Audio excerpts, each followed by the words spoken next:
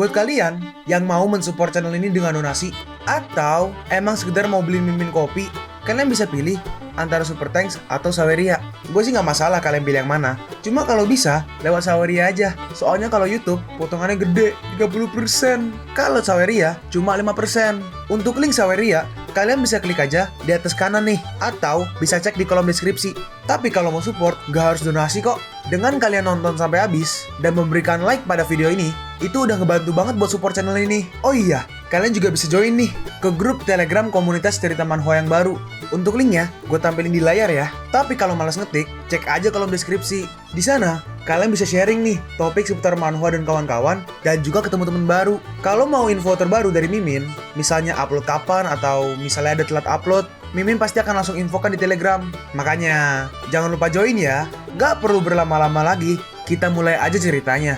Halo guys, Sabik di sini, dan sebelum mulai ceritanya, gue mau ngumumin nih kalau Mimin sekarang ngadain giveaway. Mimin mau giveaway satu buah HP baru saat nanti udah menyentuh 50.000 subscriber. Untuk ikut atau berpartisipasi ada beberapa syaratnya nih, tapi simple banget. Syarat dan ketentuannya kalian bisa lihat nih di Instagram Mimin. Instagram Mimin tuh nih, Mimin tulis nih HP Sabik 12, atau kalian bisa lihat aja nih di link di deskripsi, udah Mimin cantumin di bawah. Di Instagram Mimin itu ada postingan dengan logo cerita manhwa.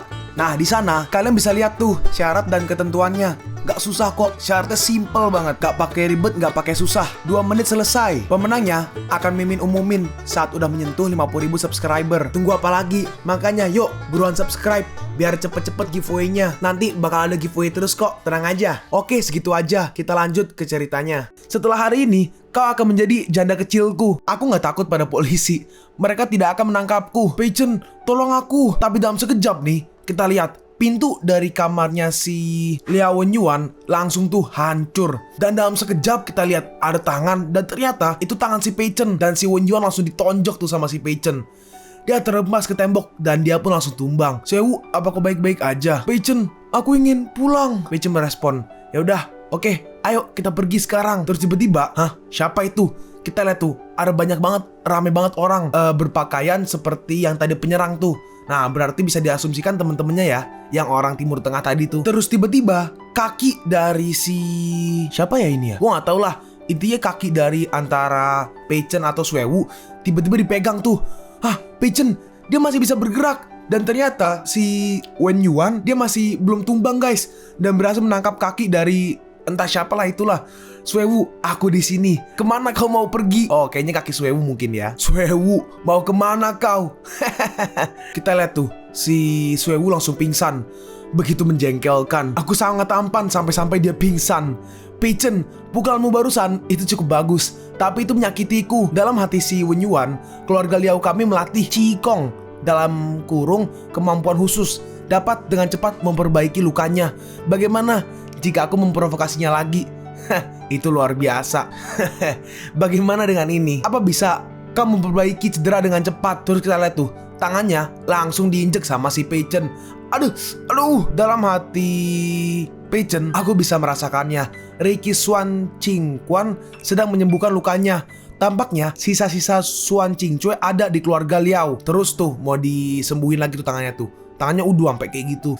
Qian Tianming dirancang untuk berurusan dengan kami, tapi aku gak menyangka bisa menemukan keberadaan sisa-sisa Xuan Qingcue. Ini adalah sebuah kejutan. Wenyuan berkata, Poison Wolf, apa yang kau tunggu ha? Jangan diam aja, cepat hancurkan dia. Kita lihat nih, oke ada satu ya. Jadi ada kayak sekitar 4 orang yang berbaju Timur Tengah, dan satu lagi nih beda sendiri bajunya. Nah, dia yang beda sendiri namanya Poison Wolf atau serigala beracun. Wenyuan berkata, Poison Wolf adalah salah satu pembunuh terbaik di Timur Tengah. Kau tidak akan selamat, Jiang Peichen. Kalau kau takut, selama kau bisa mengayunkan pisaumu di depan umum, aku akan mempertimbangkan untuk membuatmu tetap hidup. Peichen membalas, kau jangan bermimpi. Poison Wolf, cepat hancurkan dia. Baiklah, karena kau bertekad mencari kematian, maka aku akan memenuhi keinginanmu. Kita lihat Poison Wolf maju nih untuk menyerang. Tapi ternyata jebrak, yang diserang itu ayamnya si Wenyuan. Cok, lihat tuh berdarah tuh. Aduh. Peichen berkata, Tuan Wenyuan, apakah fungsi Qigongmu bisa memperbaiki ini? Gak bisa memperbaikinya. Apa kami harus memanggil ayahmu Liao? Kenapa? Poison Wolf, aku membiarkanmu menidurinya, tapi kau malah... Pei Chen berkata nih, Poison Wolf, si pembunuh di Timur Tengah. Aku udah bertahun-tahun tidak melihatmu, dan kau masih sangat kotor seperti biasanya, yang suka melanggar garis keturunan targetnya. Aku gak menyangka kalau penguasa dari Westland tidak akan ditempatkan pasukan di barat. Sebaliknya, malah datang ke tempat kecil ini untuk bermain permainan kecil, berpura-pura menjadi babi dan memakan harimau. Jika aku tidak mengenalmu, apakah kau akan membunuh semua saudaraku? Poison Wolf, bagaimana bisa kau mengenalnya? Kau membantunya untuk menanganiku. Apa kau gak ingin latihan Qigong keluarga Liaoku? Jika itu orang lain, aku masih bisa menyerangnya. Tapi gak ada gunanya menyinggung orang gila Westland ini. Maksudnya tuh si Pei Chen ya. Itu gak layak untukmu, Tua Muda Qing. Tua Muda Qing, kami nggak ingin meminta latihan Qigong keluargamu lagi, dan kerjasama kita berakhir di sini. Yaudah, ayo kita pergi. Liao Wenyuan harus ditangani sendiri oleh Chiang Chunmen, yaitu lah gue nggak tahu siapa. Mungkin nanti dikenalin lah. Dan akhirnya mereka pun pergi meninggalkan Wenyuan. Wenyuan berkata, siapa kau sebenarnya? Bahkan Poison Wolf gak berani melawanmu. Pei Chen membalas, itu gak penting. Berani kau menyentuh wanitaku, aku akan membunuhmu. Tapi aku sangat tertarik dengan latihan Qigong keluargamu. Kalau kau menyerahkan latihan Qigong itu dengan patuh, aku bisa mempertimbangkan untuk membuatmu tetap hidup. Dan aku bisa menelponkan ambulans untukmu. Apa kau gak ingin mempertimbangkannya? Kau menyakitiku seperti ini. Kau ingin aku memberikan latihan Qigong keluargaku? Kau jangan bermimpi. Pei Chen membalas, kalau begitu lupakan aja. Aku akan pergi, tapi tidak ada seorang pun di gedung ini. Jadi jangan pergi ke rumah sakit untuk menyembuhkan otongmu. Tunggu, Saudara Chiang, jangan pergi. Oke, akan kuberikan latihan Qigong. Tolong panggil ambulans untukku. Aku gak ingin kehilangan generasi anak dan cucuku. Lalu setelah tadi kan bukan pertimbangan, perjanjiannya dikasih latihan Qigong kan. Nah, ini kita lihat nih. Si Chiang Pei Chen dapat nih latihannya nih. Nah, dia lagi mempelajarinya mungkin ya, atau mengecek lah. Dalam hati Pei Chen, halaman yang diberikan oleh Liao Wenyuan ini emang salah satu potongan dari Xuan Qing Cue. Sayangnya masih belum lengkap. Tetapi dengan potongan latihan ini, kanker paman Wang dan beberapa penyakit parah tidak menjadi masalah. Bahkan luka internalku bisa pulih 10%. Nah, kita lihat si Pei Chen lagi berkultivasi harusnya, dan Suewu lagi tidur tuh mungkin setelah kejadian itu kan. Terus tiba-tiba bangun nih Suewu. Jangan kemari. Pei Chen berkata, kau sudah bangun. Jangan takut, kita udah pulang. Aku sangat mempercayai Cicing. Kenapa dia memperlakukan kita seperti ini?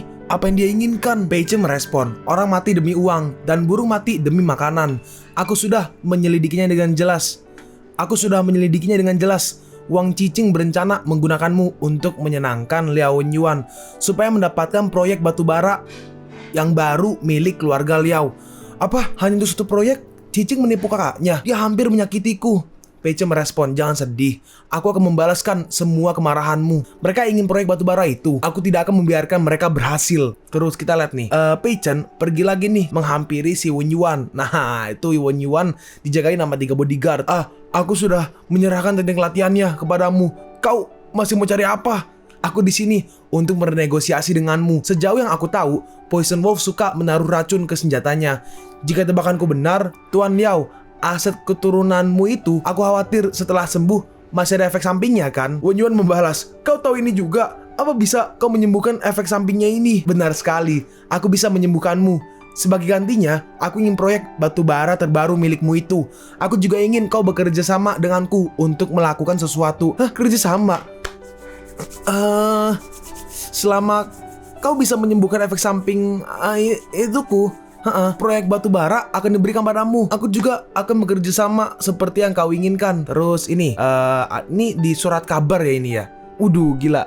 Itu Pei Chen kah? Anjir, Pei Chen ngeri, keren ya. Pemimpin baru grup Chiang berhasil memenangkan proyek batubara terbaru. Perusahaan mendapatkan keuntungan 500 juta yuan dan membuat rekor keuntungan terbanyak di Yunshan. Itu yang tertulis di surat kabar atau koran. Dan ternyata si Tianming lihat tuh, apa yang sebenarnya terjadi? Kenapa Chiang Pei Chen tidak berhasil disingkirkan? Ya, betul. Kenapa Chiang Pei Chen tidak berhasil disingkirkan, tapi juga berhasil mengambil proyek batubara kita? Xuan Yuan berkata, ayah, kami juga nggak tahu apa yang terjadi. Cicing menambahkan, kami memang sudah mengirim Wang Xuewu dan Chang Peichen ke Tuan Muda Liao. Tapi sekarang kami nggak bisa menghubungi Tuan Muda Liao. Tian Ming membalas, kau dasar sampah, sama sekali nggak bisa diandalkan. Suan Yuan bertanya, ayah, kau mau kemana? Aku akan pergi ke perusahaan dan ambil kembali barang-barangku. Nah, dia pergi tuh ke grup Chang. Terus udah sampai kan. Nah, Tian Ming ternyata di situ ada Peichen tuh di depan tuh. Nah, Tian Ming memanggil si Peichen. Chang Peichen, kemarilah. Aku punya sesuatu untuk dibicarakan denganmu. Peichen merespon, paman, apa yang membuat orang tua sepertimu kemari? Pamannya membalas, Chang Peichen, jangan pura-pura bodoh. Kau kan yang merencanakan agar aku ditangkap polisi dan sampai dipukuli. Aku tahu semua itu. Paman, apa kau kesini untuk melunasi hutang-hutangmu padaku? Tian Ming membalas, hah? Karena kau adalah keponakanku, aku gak peduli padamu. Tapi kau harus mengembalikan perusahaan padaku. Aku tahu tentang proyek yang baru aja kau menangkan. Tapi kamu gak memiliki pengalaman dalam bisnis. Kau gak bisa apa-apa tanpa aku. Yang terbaik adalah mengembalikannya padaku. Cepat, berikan posisi ketua dewan padaku dan memiliki semua saham perusahaan. Lalu kamu, karena kau yang memenangkan proyek ini, maka aku akan memberimu beberapa dividen nanti. Lalu tiba-tiba ada yang lempar telur tuh ke kepalanya Tian Ming. Siapa itu? Terus ternyata yang lempar orang-orang tuh. Hah, cuma kamu ingin menjadi bos kami? Mimpi. Tian Ming membalas, kalian para buruh berani melempar telur padaku. Ketika aku menjadi ketua dewan, aku akan pecat kalian semua. Dan dengan cepat, para buruh, bukan buruh sih, para pegawai langsung ngejar si Tian Ming nih. Pergi, kami gak ingin bos berhati busuk. Iya, pukul dia sampai mati. Buat dia berhenti berharap perusahaan tidak akan bisa berjalan dengan orang yang hanya rakus terhadap gaji kita. Iya, bos Chang Peichen memiliki kemampuan. Biarkan kami melakukan sesuatu dan mendapatkan uang. Kau nggak bisa merebut posisinya. Terus akhirnya si Tian Ming berhasil nih lolos, dia ngumpet tuh. Hei, dia nggak di sini. Ayo kembali. Sial, kelompok buruh itu akhirnya pergi juga. Terus tiba-tiba ada yang nepok pundaknya nih. Hah, siapa itu? Kita lihat ada dua orang botak nih ya. Tuan Chen Tian Ming, Tuan Muda Liao kami ingin bertemu denganmu. Silahkan ikuti kami. Masuk. Terus Tian Ming pergi nih menemui si Wen Yuan, Liao Wen Yuan. Nah, seperti biasa, Wen Yuan lagi nyantuy gitu kan. Wen Yuan berkata, Paman Chiang, aku menunggumu sangat lama. Duduklah. Chiang Tianming berkata, Tuan Muda Liao, aku juga mencarimu. Aku ingin bertanya tentang proyek batubara yang baru. Bagaimana bisa Anda menyerahkannya kepada Chang Peichen? Jangan banyak bicara. Aku gak tidur dengan orang yang kau kirim. Dan aku malah dipukuli Chang Peichen.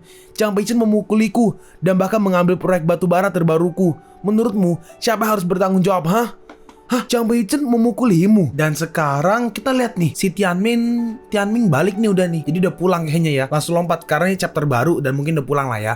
Lanjut, nah ini Tian Ming bersama Cicing dan juga Suan Yuan.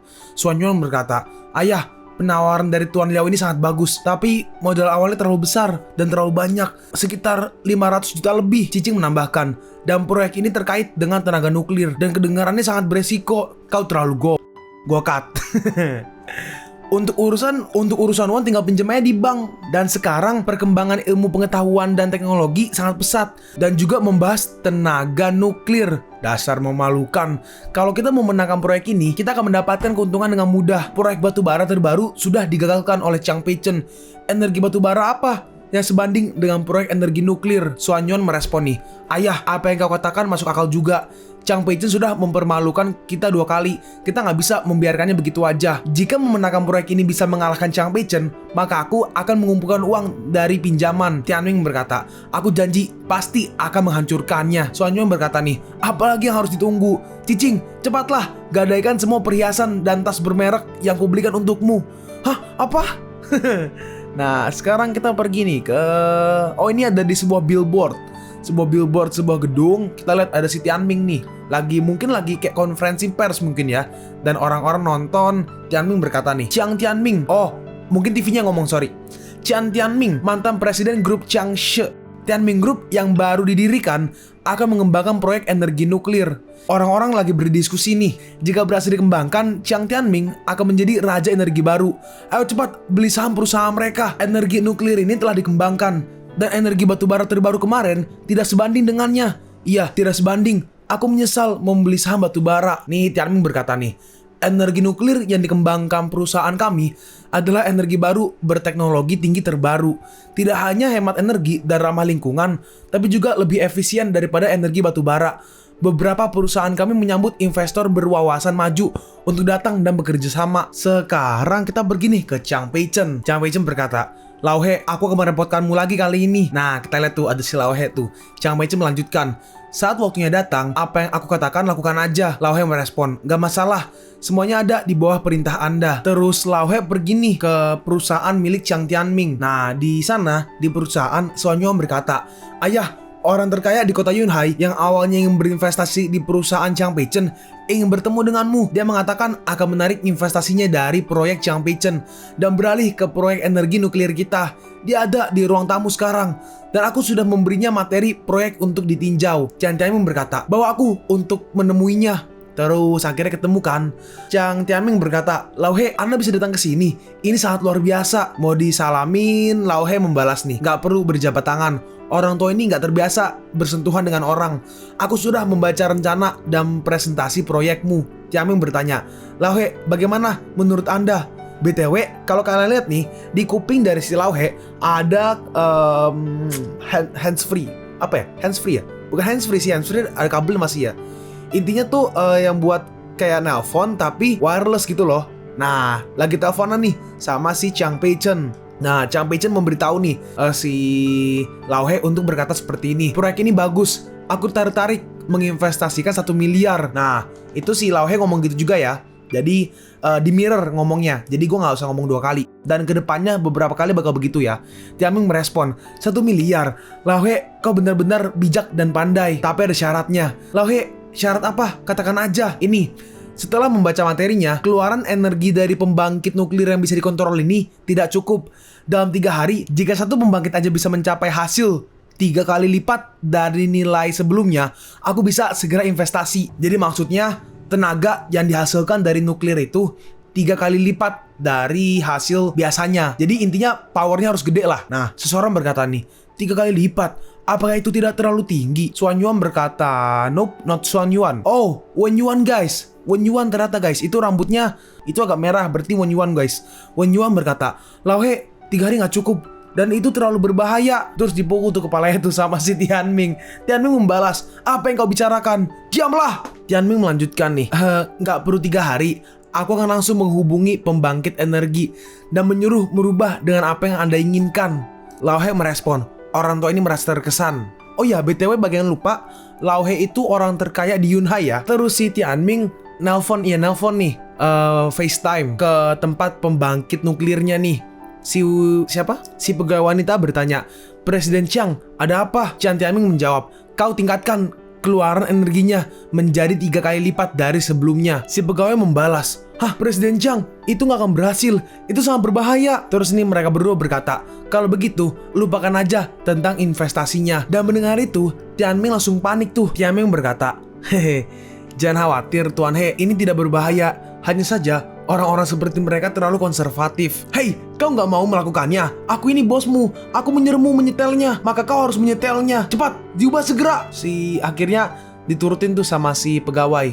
Baik, tingkatkan keluaran energinya menjadi 3 kali lipat dari sebelumnya. Ya, Tianming berkata nih, Lauhe, Anda tunggu dulu. Dan Anda bisa langsung melihat efek yang Anda inginkan. Terus setelah dinaikin nih powernya, tiba-tiba ada yang melapor.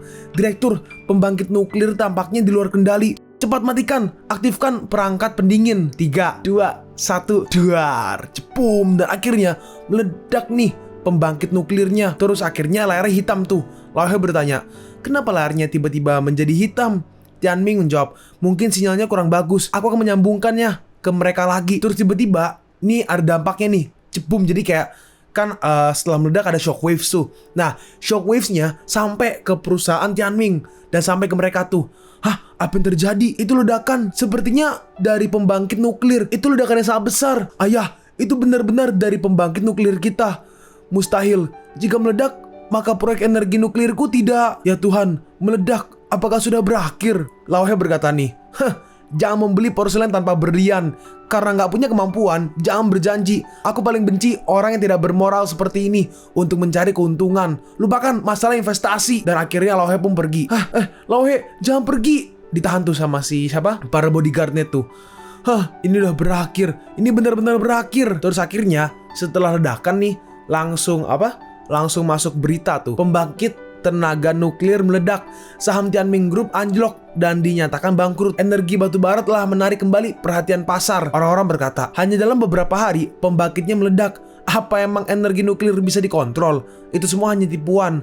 Hanya saja aku mendengar itu tidak akan meledak. Jika saja bos yang tidak tahu apa-apa tidak rakus karena mendapat investasi yang besar, pasti tidak akan seperti ini. Iya, dasar serakah. Dia pantas untuk mendapatkannya. Terus ini di rumah ya kayaknya ya. Tianming nelfon orang nih. Halo Tuan Liu, apa bisa Anda meminjamkan beberapa uang? Halo, jangan tutup teleponnya.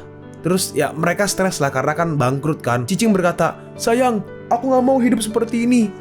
Kalian pun sampai di penghujung video ini. Kalian mau tahu lanjutan chapter ini? Atau manhwa menarik lainnya? Makanya jangan lupa subscribe biar kalian gak ketinggalan kalau gue upload video baru. Jangan lupa like, komen, dan share ke teman-teman kalian supaya channel ini bisa lebih berkembang ke depannya. Segitu dulu dari video cerita manhwa. Gua Sabik undur diri. See you on the next video. Zaijian.